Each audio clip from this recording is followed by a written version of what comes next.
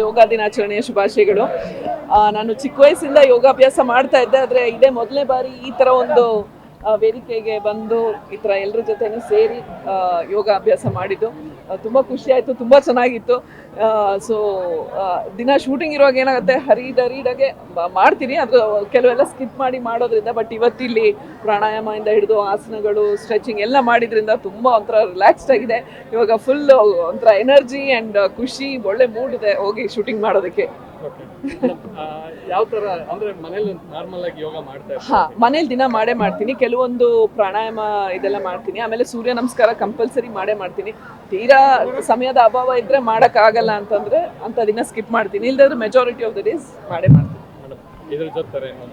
ಇವ್ರೆ ಇವತ್ತು ಇಷ್ಟು ಒಳ್ಳೆ ಒಂದು ಯೋಗ ಮನಸ್ಸಿಗೆ, ದೇಹಕ್ಕೆ ಎಲ್ಲದಕ್ಕೂ ಒಳ್ಳೇದಾಗುವಂತ ಒಂದು ಮಾಡ್ತಾರೆ. ಏನೇ ಮಾತುಕತೆ ಇದ್ರು ಇದಕ್ಕೆ ಆಮೇಲೆ ಅದ್ರ ಬಗ್ಗೆ ಬೇರೆ ದಿನ. Thank you.